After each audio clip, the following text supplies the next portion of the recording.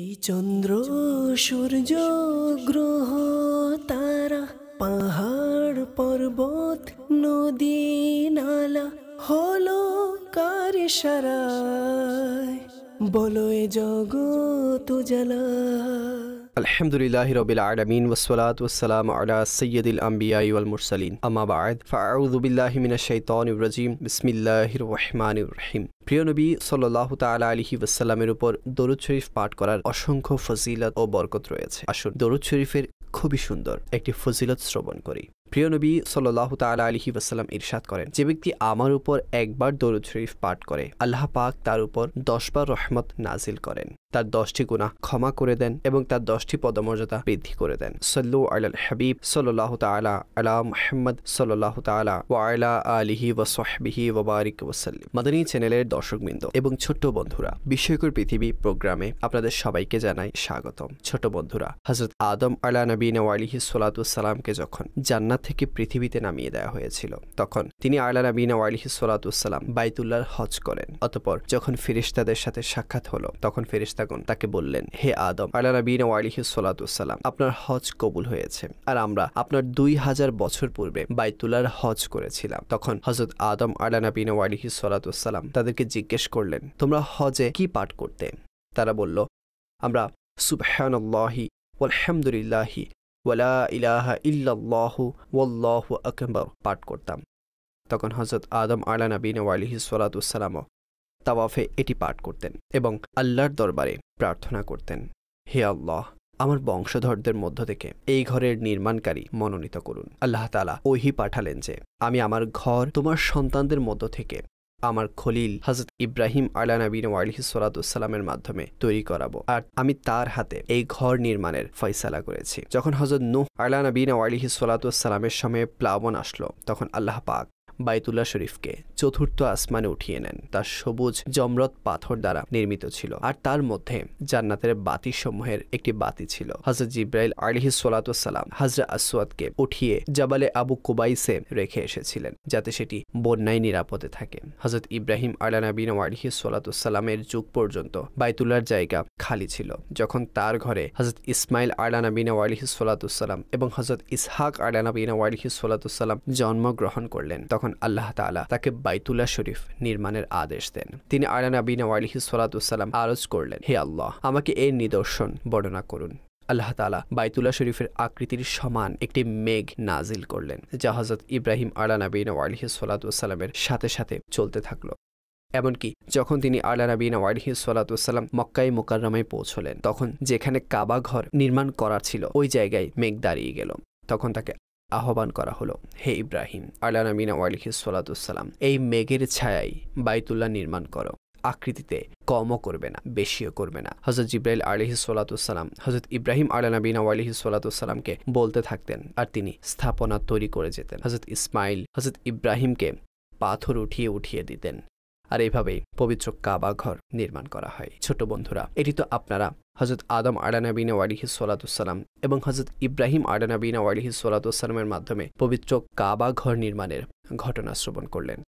কিন্তু তাদের পূর্বে এবং তাদের পরেও কি পবিত্র কাবা শরীফের নির্মাণ কাজ হয়েছিল? এর উত্তর হচ্ছে জি হ্যাঁ, অবশ্যই হয়েছিল। তার পূর্বে এবং তার পরেও কয়েকবার পবিত্র কাবা ঘরের নির্মাণ কাজ হয়েছিল। সেই নির্মাণ কাজ কতবার হয়েছিল, কে করিয়েছিল, আসুন সে ব্যাপারে আমাদের প্যাকেজে শ্রবণ করি। এই চন্দ্র সূর্য গ্রহ তারা। সকল মসজিদের মধ্যে সর্বোত্তম মসজিদ হচ্ছে মসজিদে হারাম, আর সকল মসজিদের কিবলা হচ্ছে পবিত্র কাবা শরীফ। আর আল্লাহর এই জমিনে ইবাদত করার জন্য সর্বপ্রথম এই ঘরটি নির্ধারিত হয়েছিল। ইতিহাসের দিকে যদি তাকানো হয়, তাহলে দেখা যায় পবিত্র কাবা ঘরের নির্মাণ কাজ সর্বমোট 10 বার হয়েছিল। সর্বপ্রথম কাবা ঘর হযরত আদম আলা নবীনা ওয়া আলাইহিস সালাতু ওয়াস সালামকে সৃষ্টির 2000 বছর পূর্বে ফেরেশতাগণ নির্মাণ করেছিলেন। দ্বিতীয়বার আল্লাহর নির্দেশে হযরত সাইয়্যিদুনা আদম আলাইহিস নবীনা ওয়া আলাইহিস সালাতু ওয়াসসালাম কাবা ঘর নির্মাণ করেন। হযরত জিবরাইল আলাইহিস সালাতু ওয়াসসালাম দাগ টেনে জায়গা নির্ধারণ করে দিয়েছিলেন। হযরত আদম আলাইহিস নবীনা ওয়া আলাইহিস সালাতু ওয়াসসালাম ভিত্তি খনন করে এবং হযরত হাওয়া রাদিয়াল্লাহু তাআলা আনহা মাটি ওঠানোর কাজ করেন। অতঃপর তাদেরকে তাওয়াফ করার আদেশ দেয়া হয়। এই ঘরটি তৃতীয়বার হযরত শীশ বিন আদম আলাইহিস নবীনা ওয়া আলাইহিস সালাতু ওয়াসসালাম মাটি এবং পাথর দ্বারা নির্মাণ করেন। তবে কিছু ওলামাগণ এটিও বলেছেন যে তিনি কেবলমাত্র কাবা ঘর সংস্কারের কাজ করেছিলেন, নির্মাণ কাজ করেননি। অতঃপর যখন নূহ আলাইহিস সালাতু ওয়াসসালামের প্লাবন আসলো, তখন কাবা ঘরের স্থাপনাকে আসমানে উঠিয়ে নেওয়া হলো আর কাবা ঘরের জায়গাটি একটি উঁচু টিলার মতো রয়ে গেল। অতঃপর এই ভিত্তির উপর হযরত ইব্রাহিম আলাইহিস সালাতু ওয়াসসালাম কাবা ঘর নির্মাণ করেন। তখন পাথর বহন করে আনার কাজ করেন হযরত ইসমাইল আলাইহিস সালাতু ওয়াসসালাম। এই নির্মাণ কাজের আলোচনা আল্লাহ পাক সূরা বাকারার 127 নং আয়াতে করেছেন। এটি কাবা ঘরের চতুর্থ নির্মাণ কাজ ছিল। অতঃপর কাবা ঘরের পঞ্চম নির্মাণ কাজ আমালিকা সম্প্রদায় এবং ষষ্ঠ নির্মাণ কাজ জুরহুম গোত্র করেছিল। জুরহুম গোত্রের যে ব্যক্তি এই কাজটি করেছিল তার নাম ছিল হারস বিন মুদাদ আসগর। অতঃপর কাবা ঘরের সপ্তম নির্মাণ কাজ হযরত কুসাই বিন কিলাব করেছিলেন। এই নির্মাণ কাজ একদম নতুনভাবে করা হয়েছিল এবং তা খুবই উৎকৃষ্ট ছিল। পবিত্র কাবা ঘরের নির্মাণের পরে একবার এক মহিলা কাবা ঘরের ধোয়া দিচ্ছিল। তখন আগুনের একটি ফুলকি কাবা শরীফের গিলাফে গিয়ে পড়ল এবং আগুন লেগে গেল। সেই কারণে এবং বন্যা আসার কারণে কাবা ঘরের দেয়ালগুলো দুর্বল হয়ে গিয়েছিল।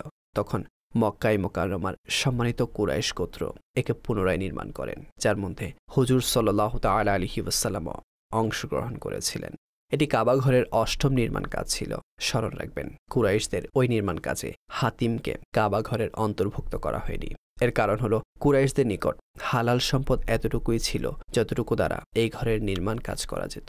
অতঃপর যখন পাপিষ্ঠ এজিদের সৈন্যরা মক্কায় মুকাররমায় দাঙ্গা হাঙ্গামা করেছিল এবং পাথর বর্ষণ করেছিল, তখন পবিত্র কাবা ঘরের দেয়ালগুলো ক্ষতিগ্রস্ত হয়েছিল।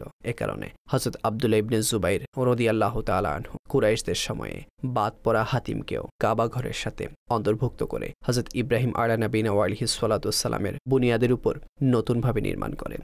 এটি কাবা ঘরের নবমতম নির্মাণ ছিল। এরপর কাবা ঘরের দশম নির্মাণ কাজ খলিফা আব্দুল মালিক বিন মারওয়ানের গভর্নর হাজ্জাজ বিন ইউসুফ ৭৪ হিজরিতে করেছিল, যে একজন জালিম শাসক ছিল। আর তখন কাবা ঘরের আকৃতিকে পুনরায় কুরাইশদের সময়কার আকৃতিতেই নির্মাণ করা হয়, অর্থাৎ হাতিমে কাবাকে বাহিরে রাখা হয়। মুফতি আহমদ ইয়ার খান নাইমি রাহমাতুল্লাহি তাআলা আলাইহি বলেন, 1040 হিজরিতে উসমানী সুলতান মুরাদ বিন আহমদ খান রুকনে হজরে আসওয়াদ ব্যতীত পুরো কাবা ঘরকে হাজ্জাজ বিন ইউসুফের তৈরি করা ভিত্তির উপর পুনরায় নির্মাণ করেন। এই চন্দ্র সূর্য গ্রহ। দর্শকবৃন্দ এবং ছোট্ট বন্ধুরা, এই প্যাকেজে আপনারা জানতে পেরেছেন কাবা ঘরের সর্বশেষ নির্মাণ 1040 হিজরিতে হয়েছিল, অর্থাৎ কাবা ঘরের বর্তমান স্থাপনা প্রায় 400 বছরেরও বেশি পুরনো, কেননা এর সর্বশেষ নির্মাণ 1040 হিজরিতে হয়েছিল আর এখন 1442 হিজরি চলছে। দর্শকবৃন্দ, এখানে আমাদের প্রোগ্রামের সময় শেষ হচ্ছে। আপনাদের সাথে সাক্ষাৎ হবে পরবর্তী এপিসোডে, পরবর্তী সপ্তাহে। নিজেদের খুব খেয়াল রাখবেন আর আমাদেরকে ফিডব্যাকও দিতে থাকুন। যদি আমাদের এই প্রোগ্রাম ইউটিউবে অথবা আমাদের কোনো সোশ্যাল প্ল্যাটফর্মে দেখে থাকেন, তাহলে কমেন্টে গিয়ে আপনার ফিডব্যাক দিতে পারেন। আর আমাদের ইউটিউব চ্যানেলকেও অবশ্যই সাবস্ক্রাইব করুন। আল্লাহ তাআলার নিকট প্রার্থনা করি তিনি যেন আমাদেরকে বারবার বাইতুল্লাহ শরীফ হজ করার তৌফিক দান করেন। আমিন বিজাহি নবিল আমিন সাল্লাল্লাহু তাআলা আলাইহি ওয়াসাল্লাম। আসসালামু আলাইকুম ওয়া রাহমাতুল্লাহি ওয়া বারাকাতুহু। এই চন্দ্র সূর্য গ্রহ তারা পাহাড় পর্বত নদী নালা হলো কার ইশারায়, বলো এ জগৎ উজালা।